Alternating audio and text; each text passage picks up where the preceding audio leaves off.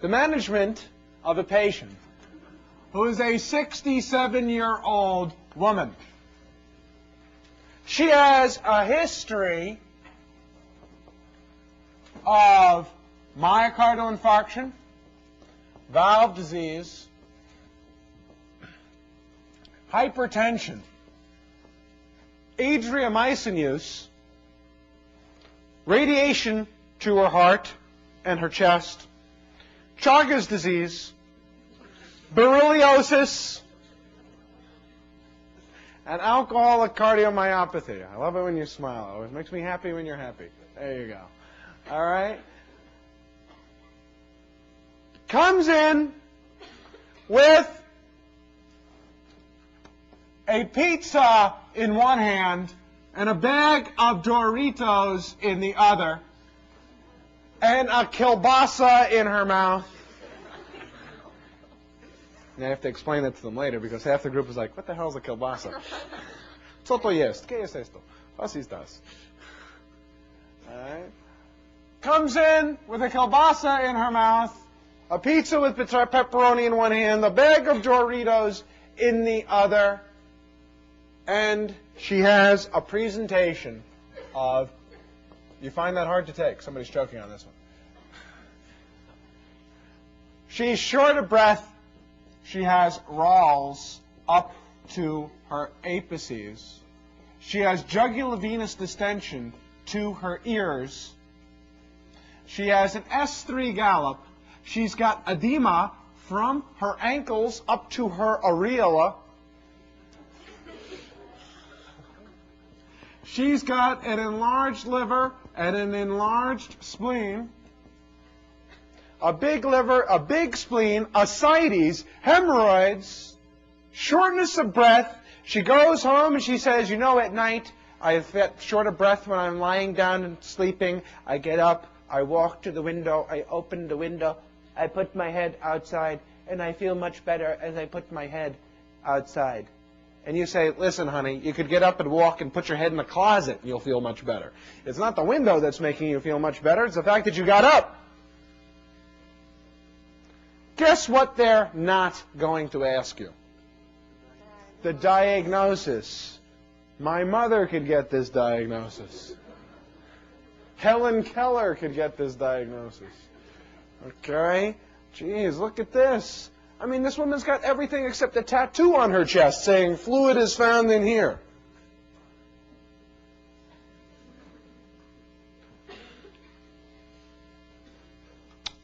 What's the diagnosis? CHF, or its worst form, which is called pulmonary edema. Coronary artery disease in its worst form called myocardial infarction. Coronary artery disease, and then I exercise, and I get a myocardial infarction, the plaque ruptures, and an MI. Underlying disease and an acute event. Underlying disease gives me congestive heart failure, adriamycin, Chagas disease, alcoholic cardiomyopathy, beriberi. And then I get an acute event, and it puts me into pulmonary edema. What is the most common underlying cause of developing congestive failure in the United States? Chagas disease? No. Sperm emboli? No. Later, dear. Daddy's working now. Okay. So, what's the most common cause? Post-MI. You see, it's not quite the hypertension. It's hypertension causes a cardiomyopathy. Hypertension causes your heart to hypertrophy but become weak and damaged in its function. It's sort of like muscular dystrophy for the heart. It becomes abnormal in shape and the cells become deranged. And the cells don't contract well. They're not contracting normally, so they become weak. Kind of like muscular dystrophy in a way. You have muscles there, but they're not contracting like you want it to. So hypertension makes a weak heart. But worse than weak, well, which is worse? Being weak or being dead?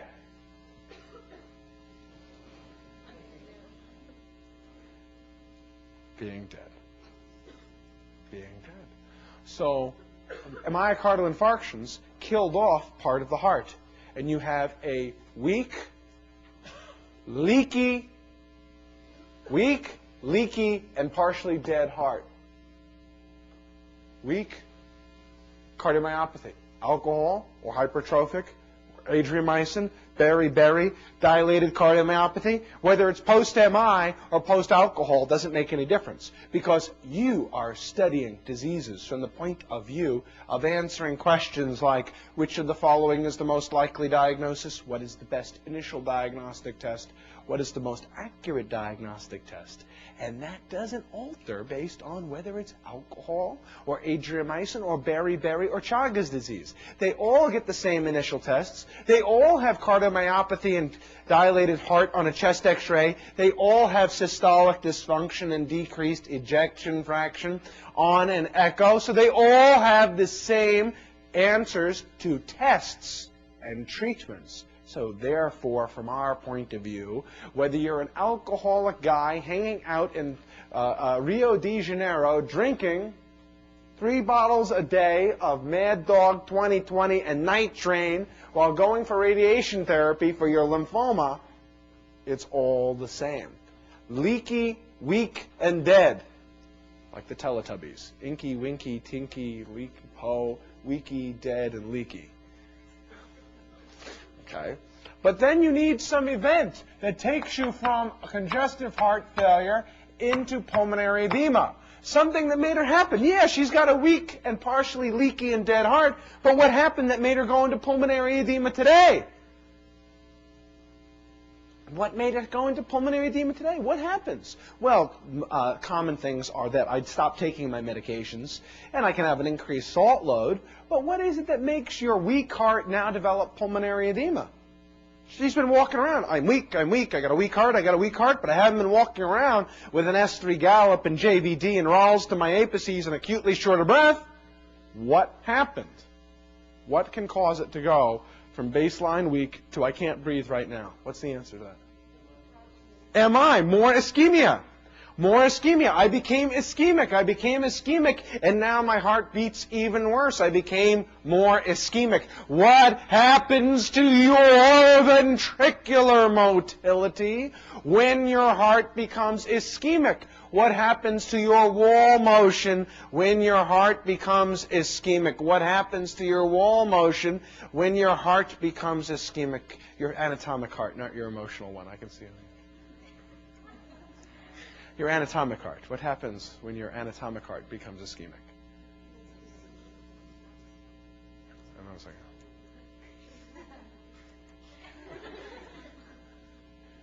It doesn't move so good when it becomes ischemic. It stops moving so well and blood backs up. Ischemia, bang, right into pulmonary edema. All of a sudden the heart stops contracting so well. The blood backs up. What else could happen acutely? Huh? Arrhythmia. Very good. Perfect. You're not doing a mouth-brain bypass, are you? You're not having it come off of the notes and out of your mouth and bypassing your brain, are you? Okay, don't think I'm fooled by all that sir, yes sir, no sir stuff. I know what that means. Okay, oh, no sir, no sir, no sir. I don't care what you say. I'm going to read the notes. All right, so... The point is, don't have it. I want you to try and go in to press on the double click on the brain icon. Recall. But arrhythmia. How much of your cardiac output is based on your atrial contribution? Atrium contracts, goes forward into the ventricle, and then out of the ventricle. How much of your cardiac output is based on your atrial contribution? It's more like a normal person is more like 10 or 20%. Meaning you can live without it. You can live without your atrial contribution. It's a very nice atrial contribution, but you can still live without it. So you can live without your atrial contribution because you've got the other 80% left there. Yes, you can live without it. But that's because your heart is not weak, cardiomyopathy, dead, post-MI, and leaky, meaning the valve regurgitating half that blood backwards. You only have 10 or 20% of your cardiac output based on your atrial contribution because you don't need your atrial contribution. But if your heart is half dead, leaky, and weak, now you need that atrium to shove blood forward, to push it forward, to contract that atrium and shove it forward the same way as if you're in a crowded subway station. Can't relate to that. But anyway, out here anyway. And the cars are full. You need somebody shoving behind you. Push it in to get that blood moving forward. Now, if you have congestive failure and you develop AFib, you've now lost 50% maybe, 40, 50% of your cardiac output because you need that atrium to push blood forward. Atrial contribution is only 10 or 20% in a normal heart. A weak, dead, and leaky heart has as much as 50% of that blood going forward from the atrium. So the point is, how did I get there? Ischemia, rhythm disturbance, VTAC, AFib, A-flutter, SVT, and I'm in pulmonary edema, spank you very much. Or what could happen with an acute MI that can cause acute congestive failure? From the dim, dark past of an hour ago. Because I think of this like mental status testing. Can you remember 3 objects at 5 minutes? What? Not AV block. Valvular rupture.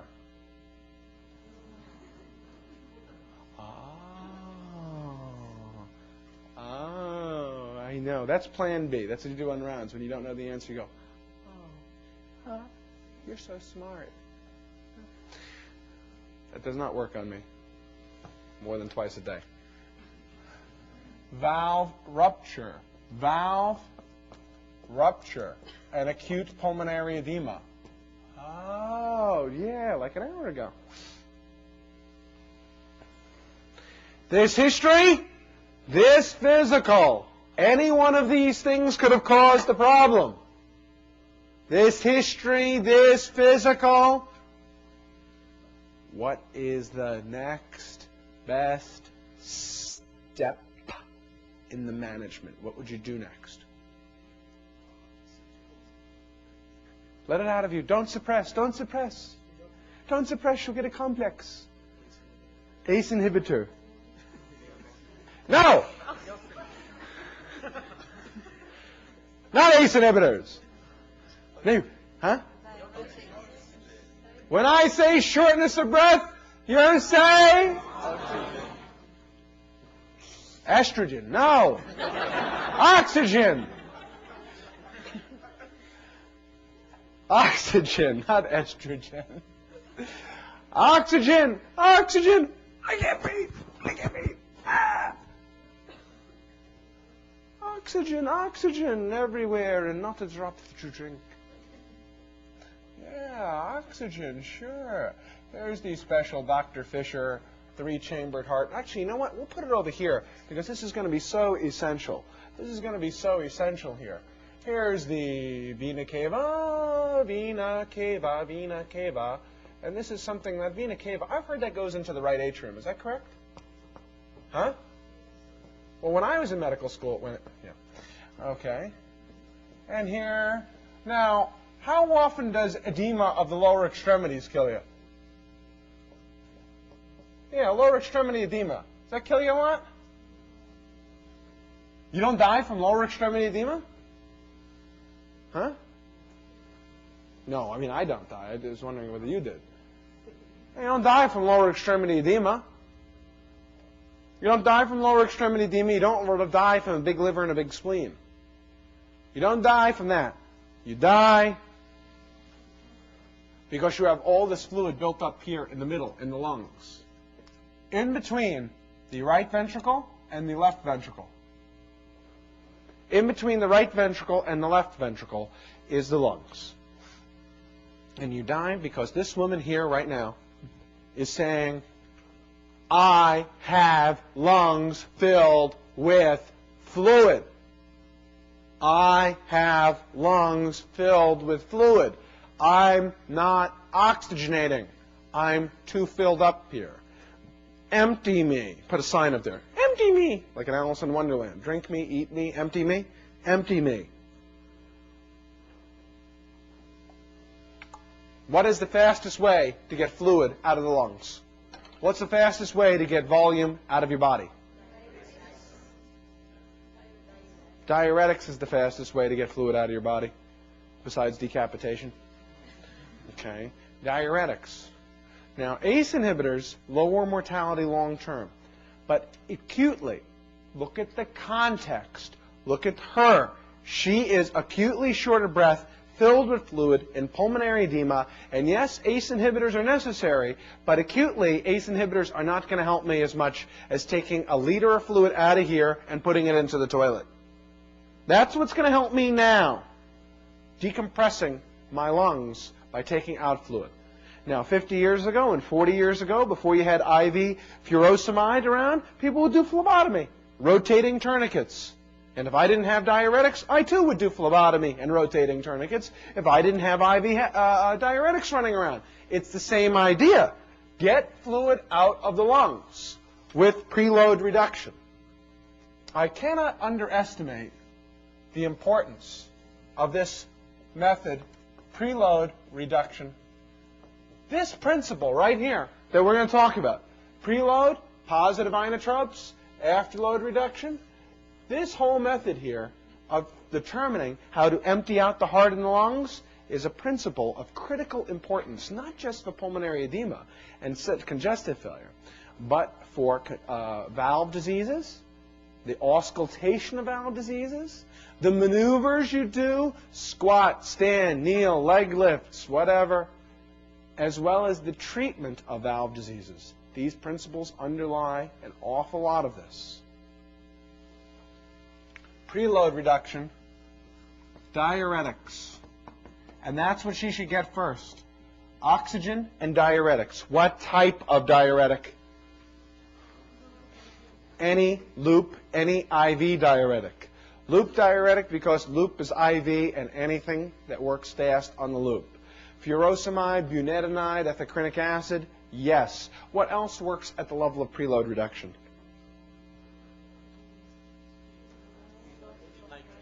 Nitrates also, because nitrates dilate both arteries and veins, but they dilate veins more. That's nice.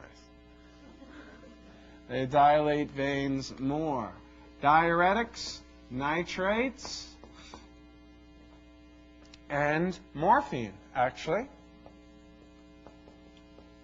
Diuretics, nitrates, and morphine. Okay? Nitrates dilate both, but they dilate veins more, and also the veins are larger in volume. In other words, if you have a vein, which is a larger thing, you dilate it a little, you'll create more capacity, more open area than if you dilate that tiny little artery. Artery is really small, vein is a little bit bigger. If you make both of them 20% larger, proportionately you're increasing the volume in the area in the vein more than in the artery. So it sucks blood backwards out of the heart. And that's the point here. How do we get blood out of here? And the first thing to do is get it the hell out by moving it backwards. Then you can help move it forward. She should get oxygen, nitrates, diuretics, and morphine, and that will solve 80 to 90% of patients. 80 to 90% of patients will get better with just oxygen and preload reduction. But you give her the oxygen and the preload reduction, and she's still short of breath. She's not breathing so good. This is dilated cardiomyopathy, also known as bad heart. As what? Very bad. Very bad heart. Yes, very bad. Not semi-evil, not quasi-evil, not the margin of evil. Yes, very bad. Okay, but no, very, no. Systolic dysfunction. Dilated cardiomyopathy. Beriberi is one type of it, but I'm glad you're talking to me, and anything you say I'm happy for. There you go. Okay, dilated cardiomyopathy, systolic dysfunction, and the point is, that it is the same thing. So when we get to the cardiomyopathy section, we're doing cardiomyopathies now. And whether you call it dilated cardiomyopathy from alcohol beriberi radiation or just congestive failure, it's the same idea. So the management's going to be the same. So after you give these things and she's still not feeling better, what would you do now? Huh? Digoxin is the wrong answer I'm looking for. Digoxin is the wrong answer I'm looking for. First of all, the good news is you do want a positive inotrope. You do want the positive inotrope. Digoxin is a positive inotrope, but it's not now. Why not use digoxin now? It takes time. It takes time to digitalize you. It takes time to get it working, to pumping you fully. It takes weeks to fully digitalize a person for its inotropic capacity. I would like to point out here that similar to the myocardial infarction case, where as soon as we had the EKG, we went straight to therapy, you notice that I'm not spending much time here talking about chest x-rays and blood gases and echocardiograms. Why am I not talking about chest x-rays, blood gases, and echoes? Doesn't help. It doesn't change anything. It doesn't change anything. Her chest x-ray is going to show an enlarged heart. Her chest x-ray is going to show congestion. Her chest x-ray will show pulmonary vascular redistribution. Her chest x-ray will show effusions, curly B lines. Yeah. But that's what she said. She says, hey, look, I got Ralston apices. I can't breathe. That's what I told you. I got a lung full of fluid. Now you do a chest x-ray and tell me, hey, you got a lung full of fluid. But that's what I told you. I come in here and say, hi, I can't breathe. I feel like I'm all filled up with fluid. And you say, you know what? Your chest x-ray shows you're all filled up with fluid. Oh, that's brilliant. That's really helpful. Thank you very much. Effusions, curly B lines. Don't wait around looking for curly A lines. You're not going to find them. I'm not even sure Curly can find them. And by the way, it's Curly with a K. Not C-U-R, as in Larry Moe End, okay? Curly with a key, after like, you know, Dr. Curly, Mr. Curly, Billy Bob Curly, okay? So if they do a chest x-ray on this lady, and they give you a normal x-ray, what does that mean? They gave you the wrong x-ray. That's right. If they do an x-ray on this lady with shortness of breath, Ralls, JVD, S3, edema, big liver, big spleen, here's the x-ray. It's normal. It's not hers. It's not hers.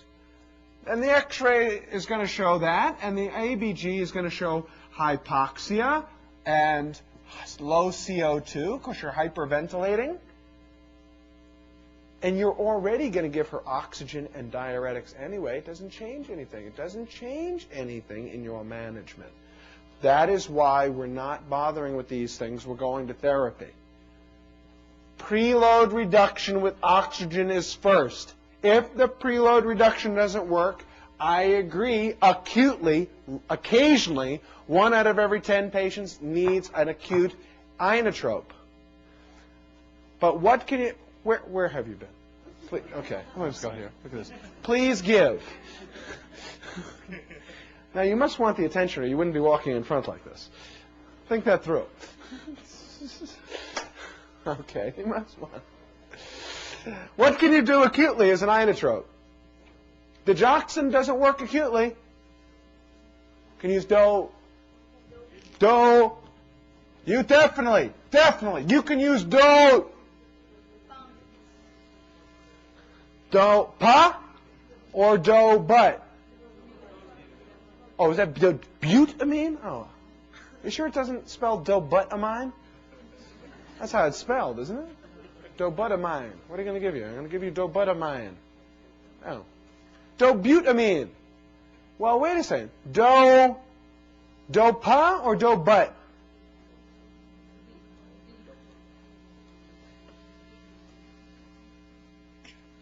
Well, which one of those is a positive inotrope? Do-pa or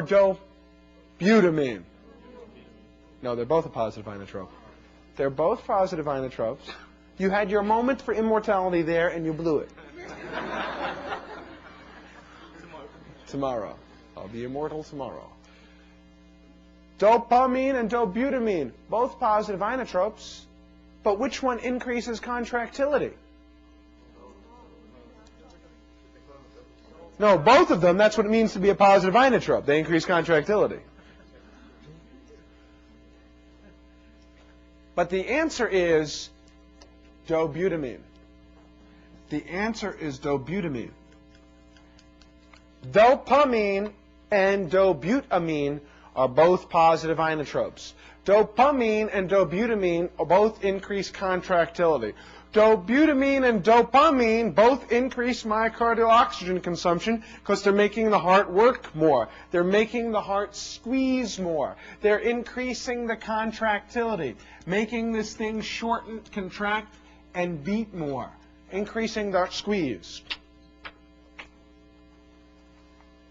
There must be a reason that it's not dopa. There must be a reason that it's dobut. What's the reason? Alpha? Yeah. It has to do with its increase in afterload. What does the effect of dopa mean on afterload? Increase or decrease? All I hear you going is crease. Crease. Dopamine, does it in or decrease? In. Da. It increases. It increases the afterload, and dobutamine will decrease the afterload. The not effect you're looking for, Nick, my friend, the not effect is blood pressure. It has no effect on blood pressure because you have an increased ejection into a greater space. Increased ejection, bigger space, no change in blood pressure. And that's what the no effect thing is. Dopamine is only used if you need to raise the blood pressure. Dopamine is not used for any other reason except as a pressor here. Okay. And finally, the last line of therapy is afterload reduction. And in terms of afterload reduction, that largely amounts just to ACE inhibitors, except if you have what is the most common side effect of ACE inhibitors. What's the most common side effect of ACE? Cough. Cough and hyperkalemia. Cough and hyperkalemia. And if you have an intractable cough, what would you use as an alternative to ACE inhibitor? Losartan, valsartan, irbesartan, candesartan, or the other sartans? All of them. All the sartans. Losartan, valsartan, irbesartan, candesartan, sartan.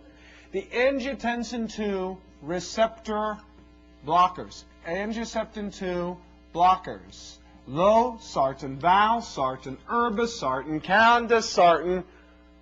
I sit around sometimes at night thinking up ways and reasons, a reason to use the other ones. Why do I need the others? I don't even know what to do with the first two. What do I need to do with the other three? ACE inhibitors or angiotensin II blockers. Losartan, valsartan. Which ACE inhibitor will lower mortality in congestive failure? Which ACE inhibitor lowers mortality in congestive failure? All of them. Which April? Any April. Any April. It's a class-specific event. Any April. Any April will do it. Okay. This is the acute management. This is critical. Preload, inotrope, afterload reduction. It's bigger than you think. It has to do with valve diseases as well. It's mammoth. It's bigger than you think. Okay. Now, what is the most accurate way to measure ejection fraction? What did you say? The least accurate? You said the least accurate? I said what is the most accurate? What's the most accurate way to measure ejection fraction? I'm sorry, did you say the least accurate? Because I said the most accurate. What's the most accurate way? Arteriogram. And now, echo? You mean the least accurate? Most accurate. No, you mean the least accurate. This is what we call throwing you a bone. Okay? The least accurate method of assessing ejection fraction is the echocardiogram. The most accurate is not an echo. Echoes are the best initial method of measuring ejection fraction, but not the most accurate. Echoes are first, but not best. Echoes are cheap, clean, easy, excellent, very nice, but not what you do first. Not what you do best. It's not the most accurate thing. Echoes first, angiogram and catheterization is more accurate, but still not the most accurate. The best is something called a MUGA scan. MUGA. Go ahead, let it out. Let it out. Go ahead, say it. What's that? That's right. That's the appropriate response. You know what I hate worse than not knowing? The thing that's really worse than not knowing is not knowing and going like this. Oh, yeah. What the hell is that? I don't know. Oh, yeah. Oh, MUGA, yeah.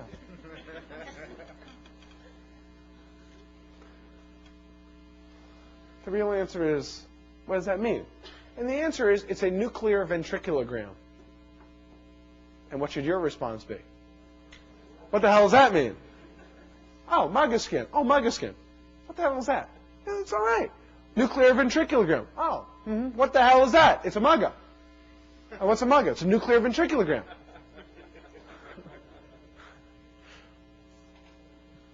How many feet wide is this room? How many feet wide? Take a guess. How many feet wide is the room? Trust me, trust me. 30? 30? 50? Oh my God, this is terrible. Okay, I say that it's 12 feet wide. This room is 12 feet wide. What do you think? 12 feet? But which way are you measuring? Are you measuring this way? Or were you measuring this way? Well, I was measuring this way.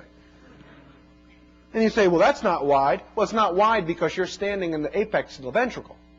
If you're standing in the apex of the ventricle, you think wide is this way. But the thing is, this is a three-dimensional object. This heart's a three-dimensional object. Three-dimensional object. How do we know? How wide is this bottle? Well, which way are we talking about? I don't know how wide this bottle is. What's the cross-section of this bottle? Well, I don't know. Are we measuring it like this? Are we measuring it like this? Are we measuring it like this? I don't know. A MUGA scan is the injection of nuclear isotope into the body. And it measures the amount of nuclear energy emitted from the heart in diastole and systole, and diastole and in systole. And the difference in this measurement between diastole and systole, that would correspond to the ejection fraction. Stroke volume, to be precise, but derive that from ejection fraction.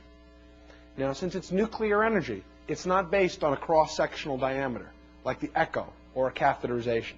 It's the amount of energy emitted from the whole ventricle, not based on the little nooks and crannies of the ventricle.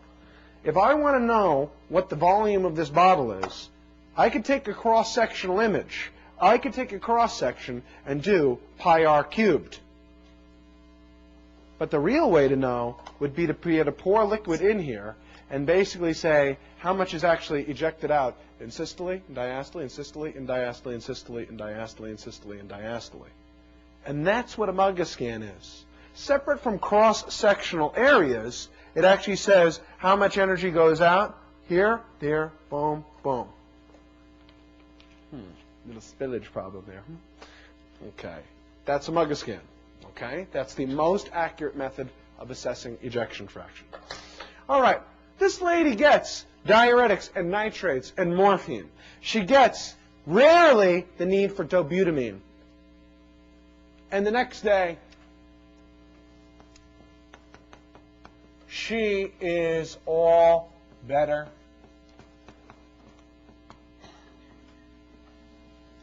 Happy, happy, joy, joy, happy, happy, joy, joy. And she's ready for discharge. She's ready for discharge.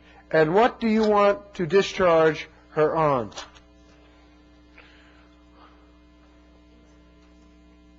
The most important drug to be discharged on is ACE inhibitors. She gets discharged on ACE inhibitors. She gets discharged on a diuretic. And what is the next most important drug after the ACE inhibitors and the diuretic to be discharged on? Digoxin. I want it to be digoxin. I want it so much. I want you to be right. I know you're happier when you're right. I'm happier when you're right. But it's not digoxin. Huh? Potassium, no. No. ACE inhibitors raise potassium. ACE inhibitors. Nitrates, no. Nitrates are, but you're talking to me and that's nice. Nitrates are only when you have acute pulmonary edema and you're dropping dead now. That's the only time you use nitrates. Not nitrates. Potassium is when all you had was diuretics and digoxin. The diuretic made you hypokalemic, and then the digoxin gave you dig toxicity when you were hypokalemic. But ACE inhibitors raise potassium levels, and it's not the most important drug. How much does diuretics lower your mortality? How much do diuretics lower your mortality? Not been shown. How much does digoxin lower mortality? Not been shown. It's been 200. Let's see. But between here and now and middle of 2001, it's been 216 years since William Withering sucked digoxin out of a foxglove plant. And neither William Withering nor anyone else has demonstrated a decrease in mortality with that digoxin. But look at the great answers. You see? Those will be the wrong answers that will be in the question. You got to look at the thing. To be wrong is good. The person is being discharged on ACE inhibitors and diuretics. Which of the following will most likely benefit the patient? A, digoxin. No mortality benefit. B, potassium supplementation. Not necessary. C, nitrates. No, that's for acute management of pulmonary edema. D, aspirin. Oh, aspirin. Aspirin. Oh, if there's coronary artery disease, yes, but it doesn't do anything for your congestive failure. But it definitely takes your mind off your stroke. That was D. One left, E, and E is beta blocker. You want to give beta blockers to someone with congestive failure? You want to give beta blockers to a person with systolic dysfunction, congestive failure? What is wrong with you? You want to give beta blockers? Yes. Yes. Yes, that is correct. Yes, you want to give. Beta blockers are more important even than the digoxin. That's your standard of care. ACE, diuretics, and beta blockers. Sometimes you need digoxin too, but ACE, diuretics, and beta blockers. This seems difficult for you, doesn't it? You don't want to give beta blockers, do you? You don't want to, do you? You think they hurt people, don't they? I know you do. I told you, think of this like group therapy. Okay? Think of it like group therapy. No, I can't use beta blockers. No, it'll worsen my ejection fraction. No, the beta blockers, it'll increase my symptoms. It'll make me die from congestive failure. No, beta blockers, it'll lower my ejection fraction and lower my cardiac output. No, I can't. And the answer is, yes, you can. You can do it. You can do it. You can give beta blockers to congestive failure because there's an interesting thing that happens with patients when they get beta blockers in congestive failure that the patients like. There's an interesting thing that happens when you take beta blockers with congestive failure. What is that interesting thing that happens that patients like? You don't die. That is right. They don't die. And they come to you and they say, hey, doc, I really enjoyed being alive since you give me the beta blocker because, being dead, that would be a drag. Sort of like my first marriage. Okay? So the thing is that beta blockers lower mortality more than ACE inhibitors. Did you know that? What's the effect on ejection fraction of beta blockers? Increase or decrease? Decrease. I heard that again. Decrease. Beta blockers and ejection fraction, in or D? In. I know. Kodak moment. Click. I know that facial expression. That's like kind of you said you were a woman look on your face. I know that look. Yes, they increase ejection fraction. I know, isn't it amazing? What's their effect on cardiac output? Now you're wondering whether you should answer it wrong on purpose in order to be right, right? Kind of like, maybe I should be wrong on purpose in order to be right because I'm afraid I'm so right I might be wrong. Like, I'm too sexy for my test. Too sexy for my test. Okay? Their effect on cardiac output is to increase cardiac output, to increase ejection fraction, to decrease mortality. This is not the CFMLE, the Conrad Fisher Medical Licensure Exam. It's not my personal opinion. If I tell you something that disagrees with something you have been told in the past, you're not getting my personal opinion. What you're getting is that's the recommendation, and here there's enormous amounts of mortality benefit. Now, if you're currently a fourth-year student right now, this is not a big problem for you because this has been known for about 2 or 3 years, and it's not a big deal for you. If you graduated medical school more than a year or 2 years ago, more than 2 years ago, or you haven't done internal medicine for a couple of years, this is going to be a big pill for you to swallow. This is going to be like, oh, I can't, because all through the basic first 2 years of medical school, they beat into your brains that beta blockers are negative inotropes that worsen ejection fraction, worsen cardiac output. No, it was what was thought to be true. It's true that they used to beat it into you. Hey, that's what you come for, right? The truth is that beta blockers are sort of like Donna Summer and disco music. Hot and big and new in the 70s, sort of nowhere in the 80s, and a little bit popular again back in, hot again in the 90s and the beginning part of the 21st century. The reason is that beta blockers had never been studied. They'd never been studied in congestive failure because everybody did like this. They went like this. Oh, these people have systolic dysfunction. They have bad inotropic activity. Beta blockers are negative inotropes. They're going to make it worse. Really? Did you study it? No, I wouldn't study it. It's going to make it worse. Have you looked in it? No, it'll lower the ejection fraction. But did you study it? No. It'll lower the cardiac output. Yeah, but did you study it? No. It'll increase mortality. Yeah, but did you study it? No. Oops. Beta blockers will lead to an increased ejection fraction, an increased cardiac output, and a markedly decreased mortality. Let the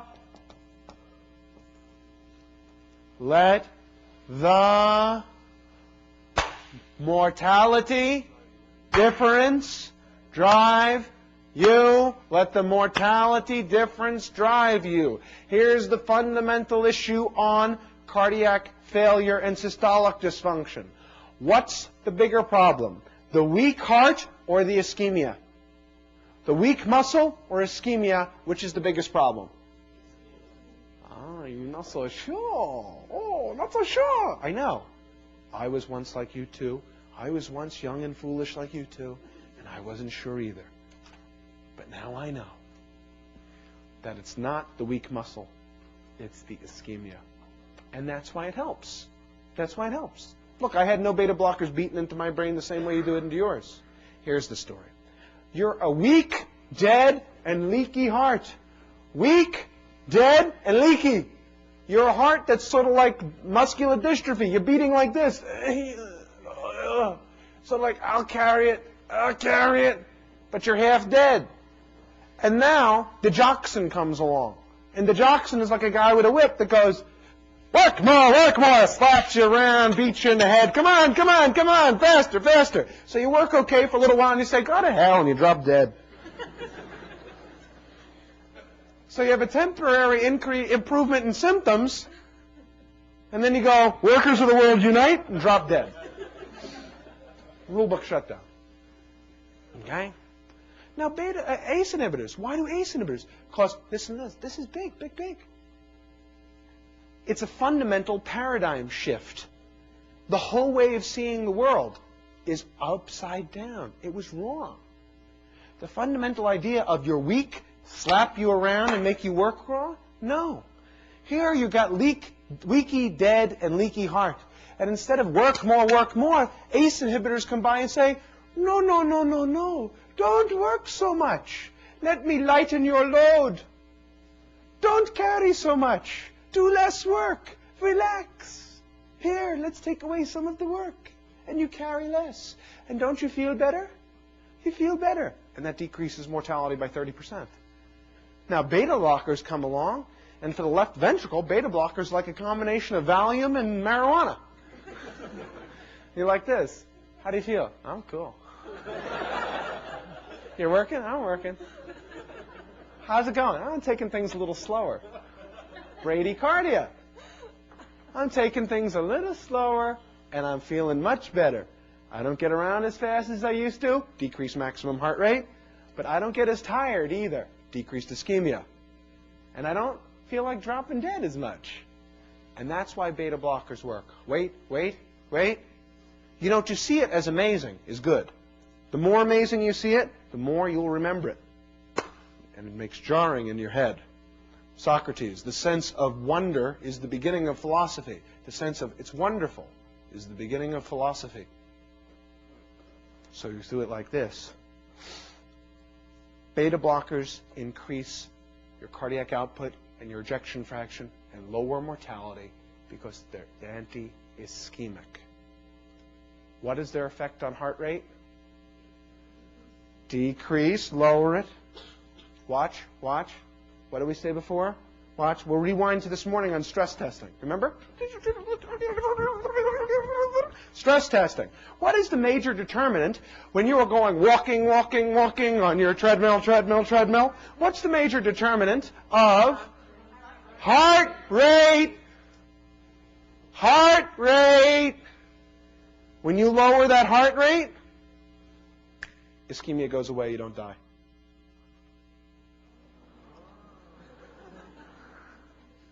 See? Heart rate. Heart rate. Makes you live. Makes you live. Okay? All right. So that's the story. Okay? So, when people are stable, you use the beta blockers. All right.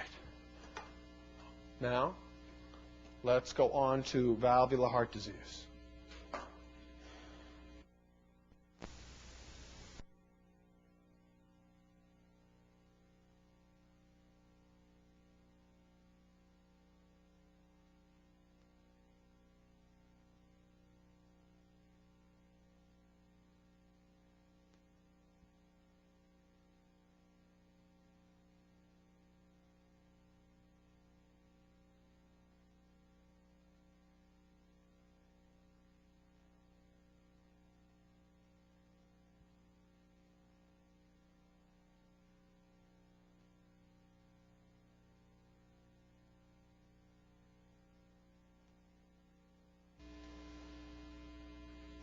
And valvular disease is organized according more whether they are stenotic lesions than on whether they are regurgitant, or than on whether they're aortic or mitral. So valvular lesions organize better according to whether they are stenotic or whether they are regurgitant, rather than whether they are aortic or whether they are mitral. Now, when you look at your notes, you'll see that it follows this, but this summarizes it and compares it more easily. In other words, the fundamental symptom of all forms of valvular disease, the fundamental symptom is CHF, but it's CHF in all of them. So why go through each of them separately saying the patient presents with shortness of breath and rales and edema and an S3 gallop? Oh, the patient presents with shortness of breath and edema and JVT. Oh, the patient presents with shortness of breath and rales and edema and an S3 gallop. The patient presents with shortness of breath and rales and edema and an S3 gallop. They all present with congestive heart failure. They all present with congestive heart failure. And therefore, that's at the root of all of them. Now, we're going to do the auscultation separately because the auscultation is so difficult for people. It's very difficult. And it's getting more difficult all the time because auscultation is an art that is becoming harder to teach because even the teachers don't know it as well because of the use of the echocardiogram. How many of you can really multiply or divide numbers anymore? How many of us? You can. 1 out of 87. You got it. You cannot. What's the value of pi to the 7th decimal place? Show off. Yes, but where were you before when I gave you the opportunity to be in front of the classroom? You ran away. So the point is the same way that the handheld calculator has destroyed our minds, so it is that the echocardiogram and its ease of availability destroys our ability to auscultate. You say the patient comes in, the attending says, so did this patient have any murmurs? Well, did you even listen to the patient? No. I ordered the echocardiogram. Oh. And was the patient guaiac positive? Well, not exactly. Did you even do the rectal exam? Well, well, not really. I ordered the colonoscopy. Did you even touch this patient at all? Well, of course well, not really.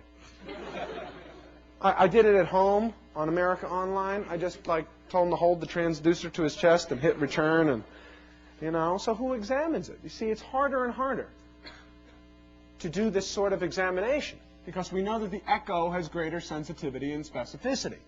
So we're going to do it this way. Even before you auscultate the murmur, I want you to be able to determine what the valve lesion is just by the history. Just by the history, to be able to tell what the patient has. For instance, what is the most common cause of mitral stenosis? Rheumatic fever. We do that at the beginning so you feel good about yourself. After everybody gets the beta blocker and CHF question wrong, we do that one to make you feel good about yourself. Like, yeah, I know something. I learned something. I didn't waste 4 years in medical school. I know something. Rheumatic fever causes mitral stenosis. I'm smart. I'm valid. Can rheumatic fever cause aortic stenosis? Oh, jeez. Oh, yes. Yes, it can. Yes, it can. But rheumatic fever can cause any valvular disease. Rheumatic fever can cause any valvular disease. Now, what else causes mitral stenosis? When you have a problem and your life is ruined because of it or hurt because of it, and you don't know who to blame it on, who do you blame your life's problems on? Idiopathic is another way of saying congenital. That's just saying when you have a problem and you don't know who to blame it on, who do you blame it on? Mom and dad. That's correct. So, congenital. Syngenital? No, congenital. That's it. For all of those. For all of those. For all of them. You can have congenital for all of them. Finally, calcification. You can calcify lesions into being a mitral stenosis as well as aortic stenosis. Can you have calcification causing regurgitant lesions? Can you calcify the valve into being looser and floppier? That's my universal flail leaflet sign. No, you can't calcify it into being loose and floppy. You can only calcify it into being rigid and obstructed and stenotic. You don't calcify things into being loose and floppy. Okay? Calcifications go up to stenotic lesions and not for regurgitant lesions. Now, what else will cause mitral regurgitation? Vegetations. Vegetations are from what?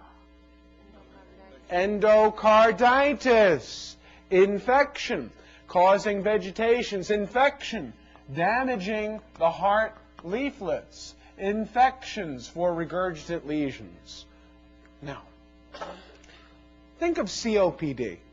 As the lungs develop COPD and you develop emphysema, you're able to inhale, but you can't exhale. Inhale, but you can't exhale. So your lungs get bigger, your chest goes from bigger, and you get barrel-chested and bigger, flattened diaphragms. You pull in air, but you can't get rid of it. Now, when you have myocardial infarctions and the heart becomes weaker, it's like COPD of your heart. You can receive the blood, but you can't get rid of it. You can receive the blood, but you can't get rid of it. So you get a heart that goes like this.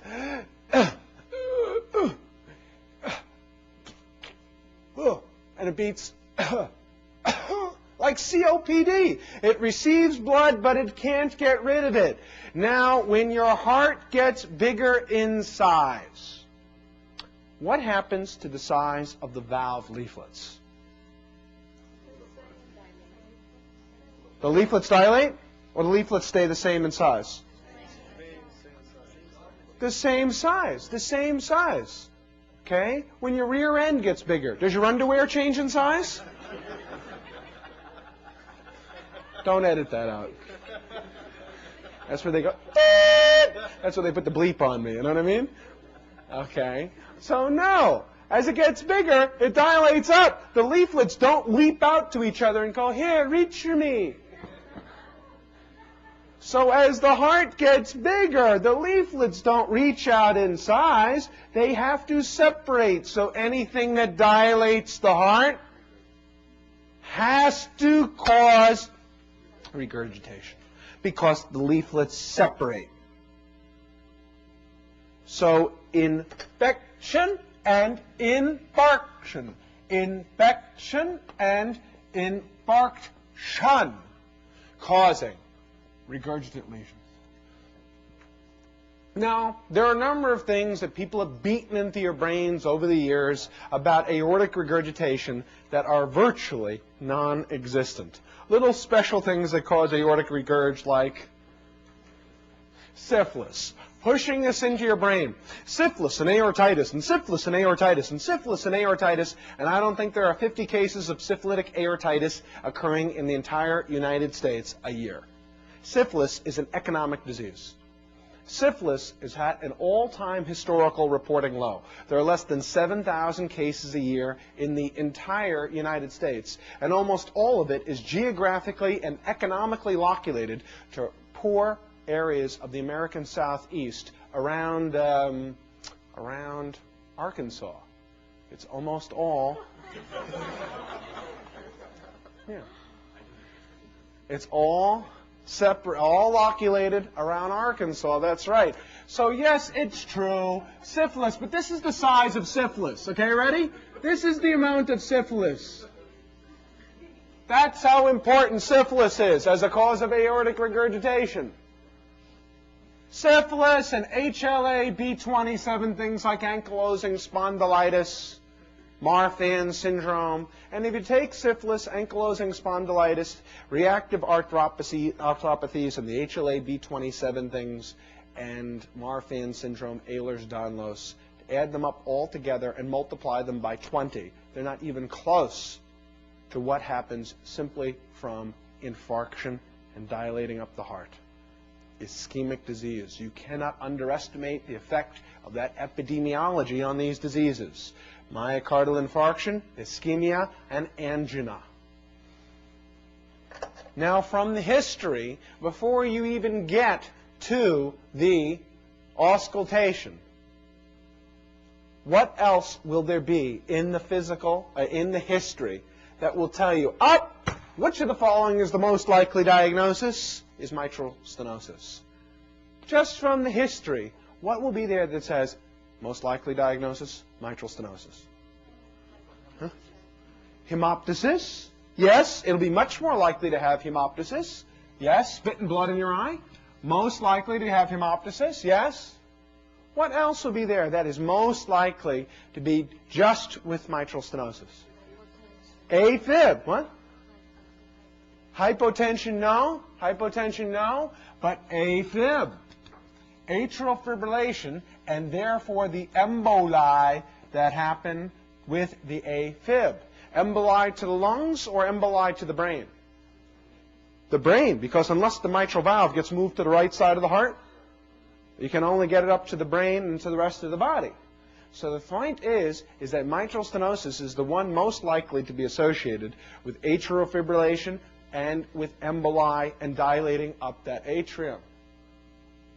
Hemoptysis, AFib, emboli, and dysphagia. Why dysphagia?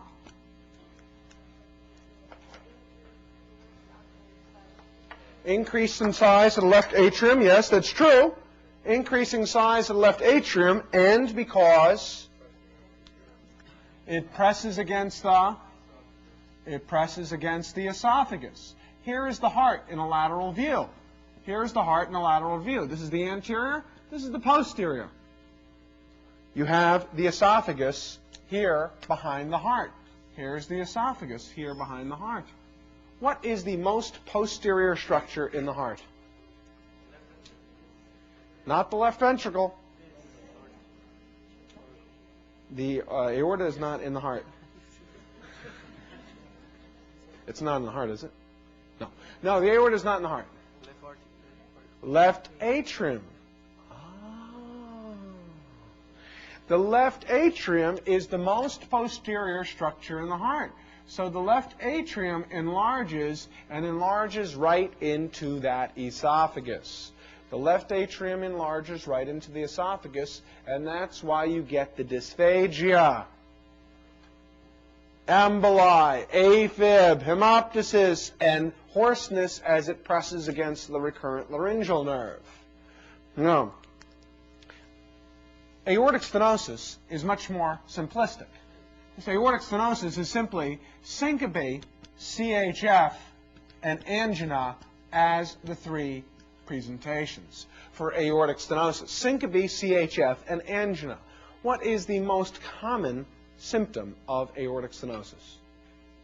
What's the most common of the symptoms? Well, syncope is always the most common wrong answer. Don't look at those notes. Don't look at those. Stop. Stop. Don't look at those. Angina. Good guess. Well, there's three. It wasn't the syncope. What are we down to? Okay. Angina. That's right. Angina. Angina is the most common of the three presentations. Angina is the most common. Why is angina the most common presentation?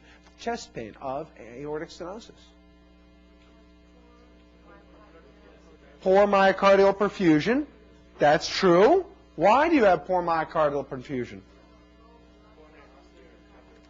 Because the ostia are covered. Yes. You see, the ostia, the entry points of blood into the coronary ostia, the entry points of blood into the coronary arteries are distal to the aortic valve. You have this stenotic aortic valve that's in the way. Blood tries to get up through that aortic valve. Blood tries to get up through that aortic valve, and blood doesn't get up through that aortic valve because it's obstructed, because it can't get through, and it can't get into these coronary ostia. That's one reason, is the blood can't get up into those coronary ostia, so you're blocking the feeding system into the coronary arteries. There's another reason that angina is also the most common symptom. Hypertrophy, very good. So you have less blood going into more beef. More meat, less blood. More meat, less blood. There's another reason.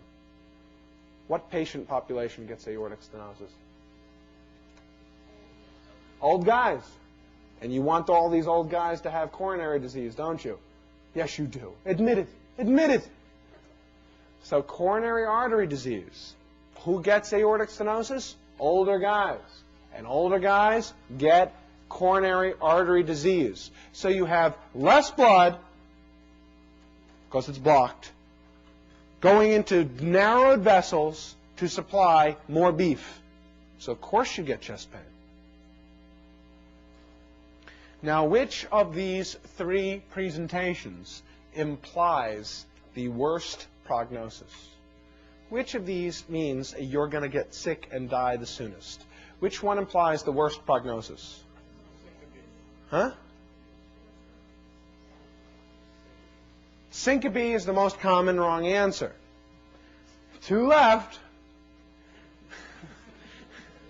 You're so chicken. Huh? Congestive failure. Congestive failure implies the worst prognosis. Boy, oh boy, oh boy. You guys aren't gamblers at all. Oh, syncope. No, it's not that one. Oh, the worst prognosis is implied by the congestive failure. I know we all think that metastatic cancer is the worst thing there is, and look, I wouldn't want to have metastatic cancer, and it's pretty damn bad. But it's not as bad as having aortic stenosis at the point of developing congestive failure. The average survival of aortic stenosis by the time you get congestive failure is 12 to 24 months. 12 to 24 months before you are dead by the time you develop congestive failure. Just think about when congestive failure will develop. You have this stenotic valve above your head. You're pumping and pumping to get blood through this valve. And you have to work more to get blood through that valve. So at the beginning, what do? If you're the ventricle, you hypertrophy, and you're pumping more, and you get more hypertrophic and more buff and beefy. And then after a while you say, you know, I'm tired of this, and I'm not going to keep working on this anymore. I'm not going to keep pumping. So therefore I'm going to get fat and lazy. And I'm not going to pump as much, and you go to pot and you say, well, forgo. And you hypertrophy up. First you get to work, you get big and strong, then you get wider and lazier and don't want to work as much. And when the heart dilates up in size for any reason, what can be done to restore a heart to normal shape and size once it dilates?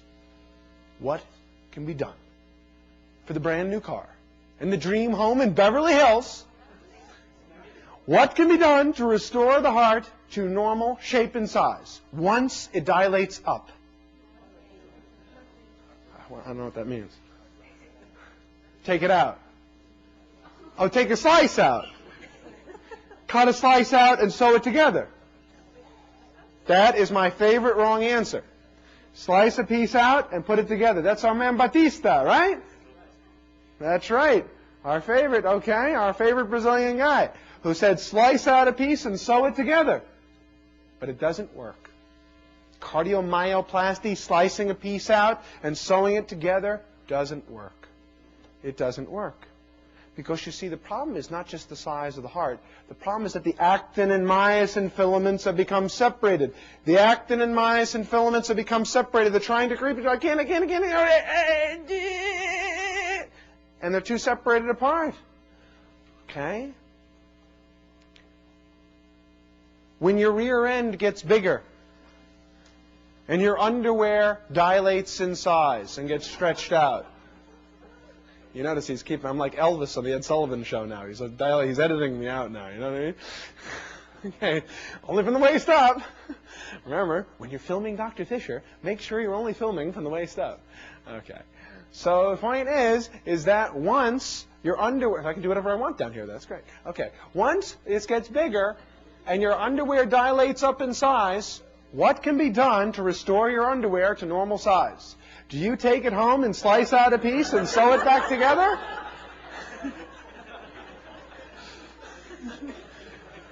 He's thinking. Now he's going, I never thought about that. So when your underwear dilates up in size, what do you need to do? Change it. That's right. But we don't so what you could do is call it an underwear transplant. You need to get matched underwear so it doesn't reject, because if it's too large or too small and it's not matched, you'll reject the underwear, correct? So that's the point, is that once it stretches out, you have to replace it. And the same as it is with the heart. Now the reason I bring this up is because if you haven't done a ton of this type of disease, and you're in medical school, you start to think that ACE inhibitors, this is what I thought like when I was in medical school. Oh, well, you know, you have this dilated heart. Well, you'll give them ACE inhibitors, and the heart will just like, bing, snap back to normal size. You know, like putting the elastic back in the underwear. Bing! It'll just pop back to normal size. But it doesn't do that. It doesn't do that. It basically just makes it easier for the heart to work. It doesn't ever anatomically alter the size of the heart. It may make it stop getting worse. It may prevent progression. It may prevent deterioration, but it doesn't restore it. And that's why once the heart starts to dilate up in size, nothing can be done. This is essential to all management of valvular disease. Because if you're going to replace the valve, You don't wait until the heart dilates up in size. You have to do it beforehand. When they start getting symptoms before the heart becomes like this, you replace the valve. Now, mitral regurg and aortic regurg are simpler because the only symptoms of mitral regurg are the CHF we did before. Remember our lady, 67-year-old lady, Ralls, edema, S3, a big liver, big spleen, mitral regurg. Shortness of breath on exertion, we did that. It's just the same, just CHF. And aortic regurg, the same, just CHF. Now, if they've forced into your brain exotic things like Waterhammer pulses, de Rosiers' sign, and Traub's sign, and pistol shot pulses, and Quincke pulses in the fingernails, these are largely archaeologic. They're largely historical. At least in the United States, they're largely archaeologic because the valves are not left to get that bad. So that you get, or my favorite one and yours, de Musset sign, de Musset sign, you know, sit around, hi, which valve disease do I have? How you doing? Aortic regurg, Waterhammer, Quincke pulses, archaeologic. The only way to get those things is to have long-standing, untreated aortic regurg that people sit around and they say, hey, what's he got? Oh, he's got aortic regurg. Have you ever thought of replacing the valve? Quincke pulse, Waterhammer, Traub sign. Well, we've thought about it, but who would the medical students have to examine? So the only way to get that is to basically be part of the American Iatrogenic Association and not be replacing the valve. Okay? So it's just CHF. Now, the initial diagnostic test and the best diagnostic test is the same for all of them. The echocardiogram,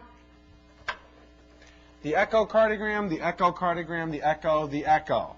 Cardiac catheterization is the only way to get direct pressure readings, and that it is for all of them. Which echo first, transthoracic or transesophageal?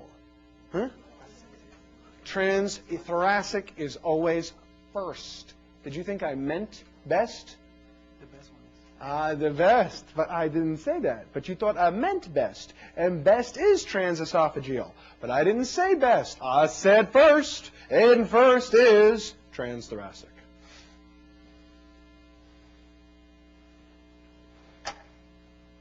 All right. You see these principles over here? Preload reduction, afterload reduction.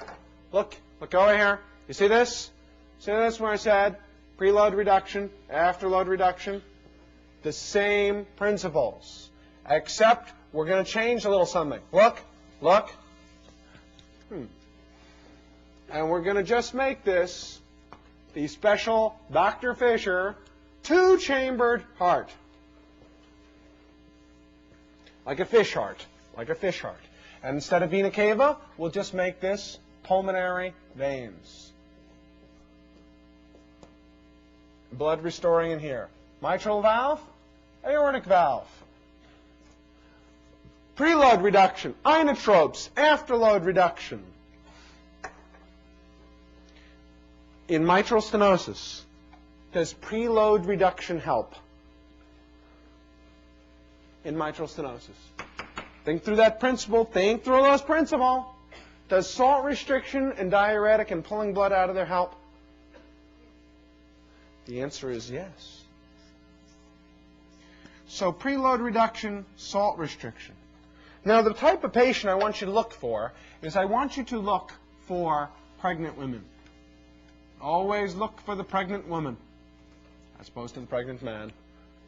And you have a 27-year-old pregnant woman who develops much worse symptoms during her pregnancy. Why do you develop worse symptoms during the pregnancy? Blood volume goes up. Plasma volume goes up.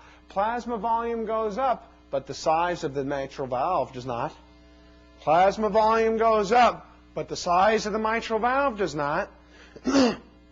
You still have the same stenotic mitral valve with a greater plasma volume.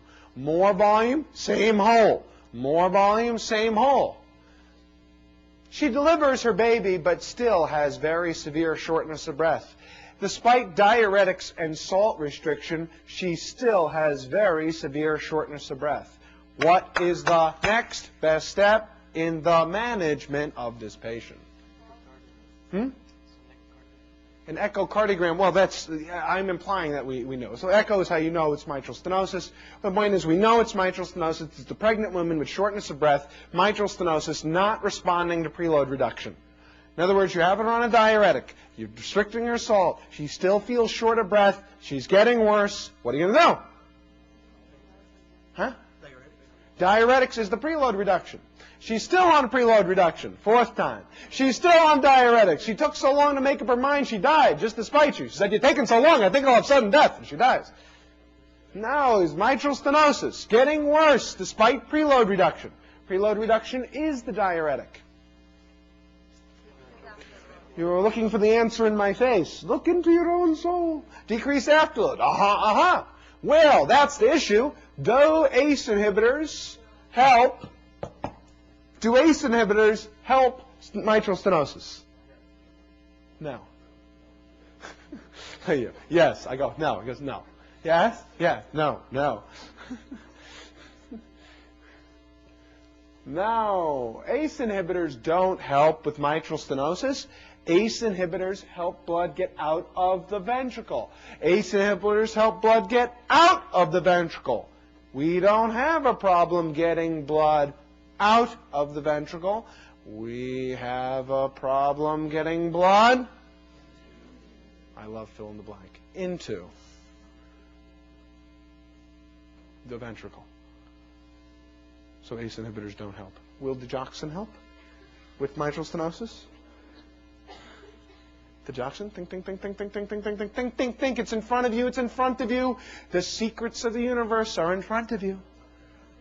For all of the knowledge and grandeur and beauty of the entire universe, the world is only as large as what is encompassed by your mind.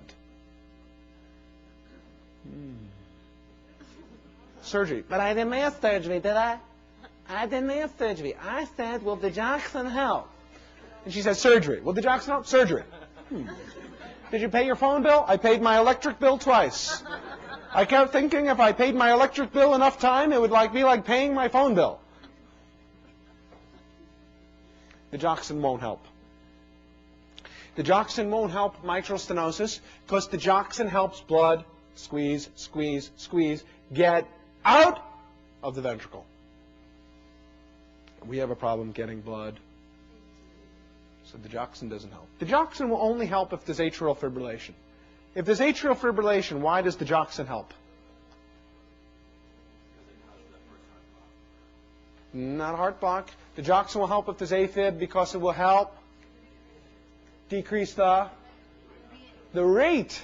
It'll decrease the rate. And when does the ventricle fill? Systole or diastole? Diastole. When I was in medical school, the heart filled in diastole. I told you. You see, you know what I'm saying? That's why I'm saying. You know what I mean? It's like, why have the hot love affair with the notes? I mean, they're not going to change. You know what I mean? They'll be there same night. Could reach out and touch them anytime. Oh, anotophobia, involuntary fear of loss of notes. Because digoxin, the whole point is that nothing I've said so far is anything newer than the last 75 years. The point is that ACE inhibitors help with emptying. Digoxin helps with emptying. Digoxin won't help mitral stenosis unless you need to slow the heart rate. Because if you slow the heart rate, you give more time for ventricular filling to go through that tiny little hole. The same way, if both of these doors were shut and we had one tiny little door open, we'd need more time to squeeze you all out past that one little stenotic door. So what do you have to do then? If she's getting worse? No, digoxin does not help unless there's AFib. Who says commiseratomy? Get your finger in there and go, yeah. No? You don't want to do commiseratomy? Yes. Commiseratomy, yes, it will increase the hole. The problem is they don't have enough hole. They need more. They need more surface area to get blood through. So you need more to get blood through. So the thing is that commiserotomy does help. Commiserotomy is the most common wrong answer. Commiserotomy. The problem with commiserotomy, wants to go straight for the gusto. Go for the gusto. Let's replace. Yeah. You're not extending your narcissism enough. Replacement is ultimately the answer for all of these things. Replace, replace, replace. The question is whether you can do anything before you replace. Let's look through replacement. You're 27 years old. How do you get that new valve into the heart? Cardiothoracic surgery, which also means chopping through the sternum. Is that another classy way of saying slice them open, get a hacksaw, slice through the sternum, pull them open, spread them open like a lobster, stop their heart, rip open the heart, take out the valve, throw it away, and put a piece of bacon in there? Piece of Porky Pig in there?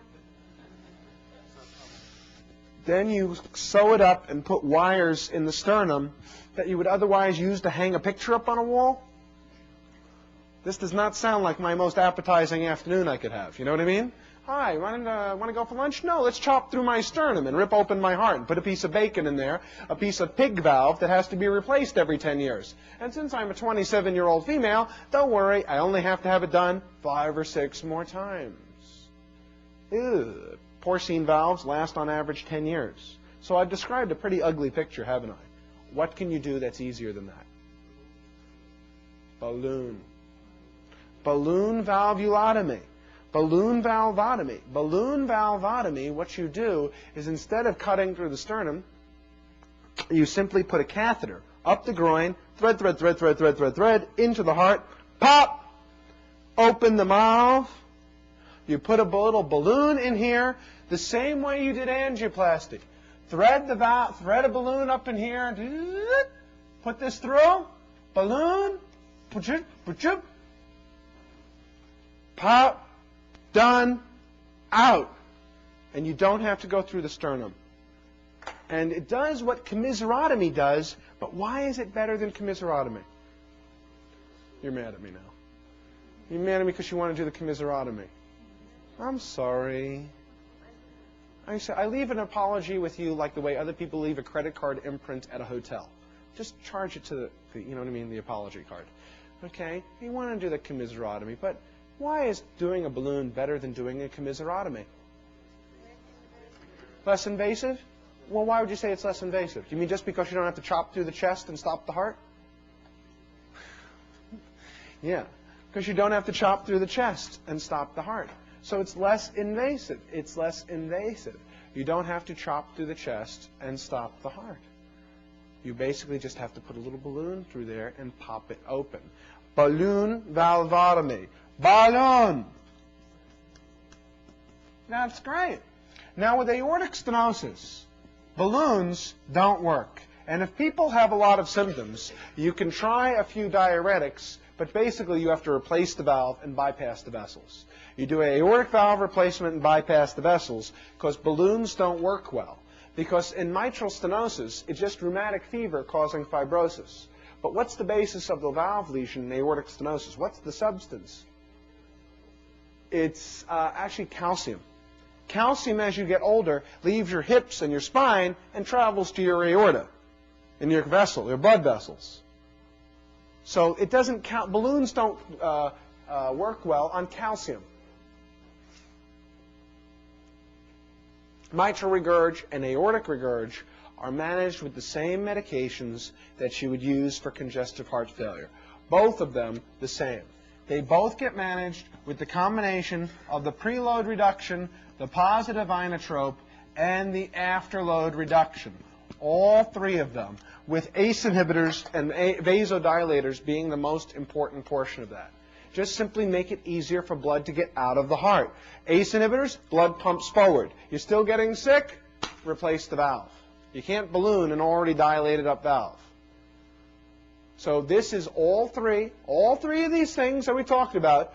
Preload, inotrope, afterload, all three of them for both mitral regurg and aortic regurg. Clear? Now, we're going to go on to the auscultation of this.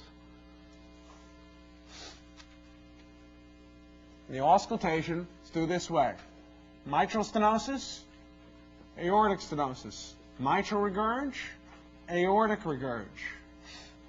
Idiopathic hypertrophic subaortic stenosis, also known as hypertrophic obstructive cardiomyopathy, and mitral valve prolapse. And you have an S1 and an S2 and an S1. Now you have a opening snap of which the mitral valve opens, and then after the opening snap, there's blood squeezing past the stenotic mitral valve to get into that ventricle. And then the S1. S1, S2, S1, S1, S2, S1, S1, S2, S1, S1, S2. Now, the other thing is the maneuvers. What is the hemodynamic effect upon the heart of the Valsalva maneuver? What's the hemodynamic effect upon the heart of the Valsalva maneuver? In or decrease preload? The Valsalva will definitely decrease preload. Valsalva decreases preload. Valsalva is exhalation against the closed glottis. Huh? Exhale against the closed glottis. What? Do like this. And that increases intrathoracic pressure. That increases intrathoracic pressure by exhaling against closed glottis. And what happens to venous return to the heart? What? Decreases venous return to the heart.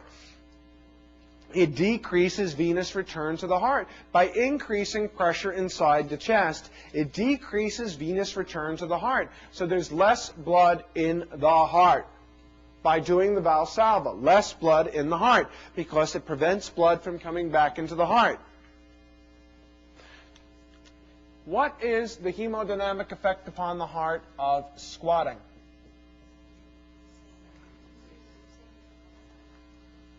The same. No. The opposite. I don't know. It's got to be one or the other, right? It's either got to be the same or different. So you go from a standing position. You go from the standing position, and all of a sudden, la la la la, squat, right? So when you squat down and you compress the leg veins, what happens to venous return to the heart? Is it increasing venous return by squatting, or is it increasing afterload? What's the major effect upon the venous return to the heart? Increasing afterload or increasing preload by squatting? Increasing preload by squeezing up on the leg veins. It squeezes up on the leg veins and squeezes blood up into the heart like pushing up on the bottom of a tube of toothpaste. Squeezes blood up into the heart. More blood in the heart. So if squatting puts more blood in the heart, that means standing suddenly must put less blood into the heart, because if squatting squeezes down on those leg veins, that means that standing opens up the leg veins and blood pools in the legs. And you get less blood in the heart. Finally, what is the effect upon you of lifting your legs in the air? Hemodynamically. Not that. Increasing preload. Leg raise is the same as doing what? It's the same as squatting. It's the same as squatting. So leg raise goes over here with putting more blood in the heart. So that means all of the auscultation can be reduced to these two things. More blood in the heart, less blood in the heart. More blood in the heart or less blood in the heart. For both of these things. more blood or less blood. Okay?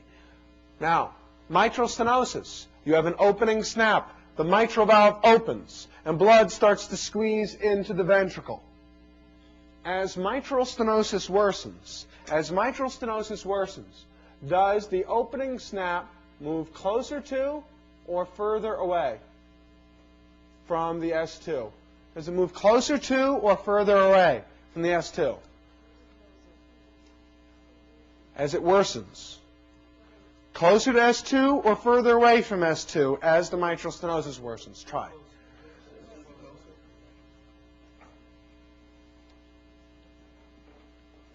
Closer.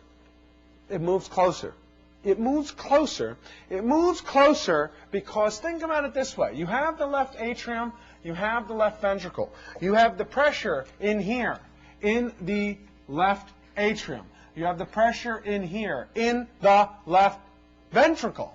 When the pressure in the left atrium becomes pressure greater than the pressure in the left ventricle, then the mitral valve will open. As mitral stenosis worsens, what happens to the pressure in the left atrium?